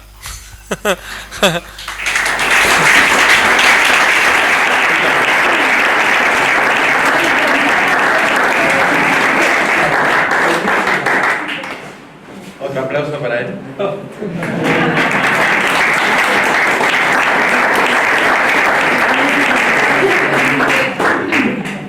Turno de preguntas. En una de las últimas diapositivas había que esta ley estaba fundada en las leyes de Dios. Pero ¿y eso a qué leyes nos estamos refiriendo? ¿Los 10 mandamientos o ¿O qué leyes son? ¿Cuál diapositiva mía? Sí, ¿Cuál diapositiva mía?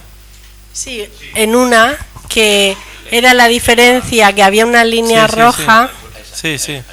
Entonces, arriba pone Sí. ley universal, leyes de Dios, creador, universo. ¿Esas leyes están definidas o es lo que cada uno pueda...? Bueno, son intuitivas, digamos así, ¿no? Porque no podemos, digamos, realmente comprender cuál sería la mente de Dios, ¿no? Pero al mismo tiempo seríamos nosotros fracción de ese Dios, ¿no? Eso sería un poco la... O sea, seguramente nosotros vinimos con un contrato, ¿no? Acá, no es que vinimos así, ¿no? Vinimos ya con un contrato, después que se cumpla o no se cumpla, o por ahí creamos que... Asimismo, tampoco podemos decir que no existe digamos, un diseño, ¿no? No es que está todo acá por casualidad. ¿No? Como decíamos el otro día, el ADN es demasiado complejo para que por casualidad se junten las cosas y por casualidad surja, ¿no? Surjan todos los seres vivos. Sería, digamos, no es lógico en realidad. No es como si dijera que todos los componentes de este móvil los divido, los tiro ahí, hago 1000 pruebas y espero que se produzca esto. No se va a producir nunca. No está claro, pero como la ley natural está basada en esa ley universal, en un momento dado se pueden preguntar, ¿y qué leyes son las que tienen? Bueno, vos no tenés que llegar a la ley de Dios. Vos lo único que podés decir es que, por ejemplo... Sí, porque le sacó el micro. Ella dijo, repetí lo que... Sí. Que me refiero a que como la ley natural está basada en última instancia en la ley universal o leyes de Dios, llegado a un punto en el que esto se esté queriendo comprender, ¿qué diríamos como leyes de Dios? Lo que podés decir es que la Biblia es el primer libro de leyes, ¿no? Eso es una cosa que se utiliza y fue, digamos, incorporado en el sistema jurídico, fue incorporado también elementos que están en la Biblia, ¿no? Es un poco como ese que se considera el primer libro de ley, ¿no? Entonces, sí, serían mandamientos. Sí, Mi pregunta es en qué casos específicos o siempre se puede, aparte de la firma, poner el sin prejuicio. ¿En qué casos? Yo pregunto, ¿en qué casos o siempre lo pone? Siempre. Siempre puedo ponerlo. Claro, siempre. Puedes ponerlo siempre, ¿por qué? Porque cuando vos haces un contrato con vos y yo, ¿no? Y metele que no comprendiste una cláusula, pero en ese momento creíste que la habías comprendido, pero en realidad no la comprendiste. Y esa cláusula te crea un perjuicio, ¿no? Entonces vos, habiendo puesto sin perjuicio en el mismo contrato, decís, mirá, yo no entendí esa cláusula en ese momento, creía haberla entendido, pero no la entendí, y esto me crea un perjuicio. Entonces, bueno, si hiciéramos un contrato entre nosotros, podemos recontratar, por ejemplo, ¿no? O sea, sería saludable recontratar. No, en el caso del sistema, ellos, digamos, no recontratan, es así. Entonces vos decís, bueno, entonces me disocio digamos, no acepto el perjuicio y entonces activo un mecanismo para disociarme, digamos, de la ficción jurídica, porque si hacemos un contrato con el sistema es a través de la ficción jurídica, ¿no? Entonces sí, y con el sistema siempre hay alguna letra chica, digamos, ¿no? Entonces siempre mejor poner sin perjuicio, ¿no? Hola. Sí. Muy buenas. A ver, buenas. Contacto directo. Pues una preguntona. Voy a utilizar tu conocimiento si puede ser. Estoy en un grupo en el que una mujer viva le mandan una citación del juzgado para que se presente en el juzgado. Entonces ella hace un escrito como mujer viva y acaban archivando esa citación. No obstante, ellos vuelven al ataque otra vez por otro asunto, con otro número de expediente, y ya le meten un juicio ordinario, ¿vale? Entonces, ahora ella no quiere abandonar, quiere devolver la pelota a su terreno, como mujer viva, para que no tengan la jurisdicción y que puedan hacer ese juicio ordinario. Es una reclamación de un préstamo personal en este caso, pero sí que estamos buscando la forma de evitar ejecuciones hipotecarias de esta manera. Gracias. Bueno, hay dos cosas, ¿no? Por un lado, digamos, con la información del caso específico se puede responder de una cierta forma, ¿no? ¿Por qué? Porque, por ejemplo, también nosotros tenemos algunos casos en Italia o mismo, por ejemplo, si el caso fue titularizado en España, que hay normativas que impedirían hacerlo, uno tiene que usar las normas del sistema contra los agentes del sistema, ¿no? Esa es una modalidad. Y ponerse a sí mismo con el estatus jurídico, digamos, vivo. Y si no, otra forma que pero es un poco menos, ahora mismo es un poco menos contundente, es pedirle que demuestren que tienen jurisdicción para proceder, ¿no? Pero el problema es que el contrato está dentro del sistema. Entonces ellos dicen, bueno, pero yo no quiero la jurisdicción tuya, yo quiero proceder con la ficción jurídica. Entonces pueden de alguna forma lograr avanzar, y si uno no se presenta, hacen el juicio igual, te ponen un abogado igual y hacen una sentencia igual, ¿no? Entonces yo creo que lo mejor sería, con la información del caso, ponerse, digamos, a buscar las normativas, hacer una comunicación que puede ser tipo una aceptación condicional por valor, ¿no? Donde uno le dice, bueno, demostrame esto, si no me demostras esto, con tu respuesta, bueno, y no contrastás todo lo que yo te digo, vale mi contrato, lo mandás 2 o 3 veces, y bueno, hay todo un proceso, ¿no? para accionar. Es complicado, digamos, ¿no? Y requiere bastante esfuerzo, y también hay que obligar al juez a que acepte las pruebas que uno presenta, porque ellos los aceptan solamente si las presenta un abogado. Entonces hay que buscar la normativa de ellos que los obliga a reconocer las pruebas que uno propone, porque siendo uno implicado en el caso, puede ocuparse el mismo de su caso. No es que estás obligado, solamente estarías obligado en el caso en que tenés que presentarte físicamente con el juez, ahí te piden la obligación del abogado. Mi pregunta es sobre la placenta. ¿Hay alguna manera de acordar con el hospital antes del alumbramiento de recuperar esa placenta?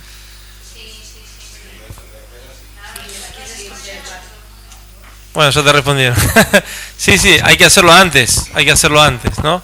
Hay que hacerlo antes, pero sí, generalmente la gente no se entera. Si tú hablas con la matrona o con la persona que te vaya a atender, te llevas tu Tupperware y tu bolsa y le dices, quiero llevarme mi placenta. ¿Para qué la quieres? ¿Que la va a enterrar? Pues sí.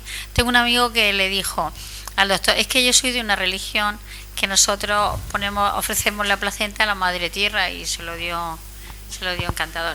Aquí en Murcia no ponen dificultades. Sí, la cosa es que ellos igual te la cortan, no tendrían que cortarla.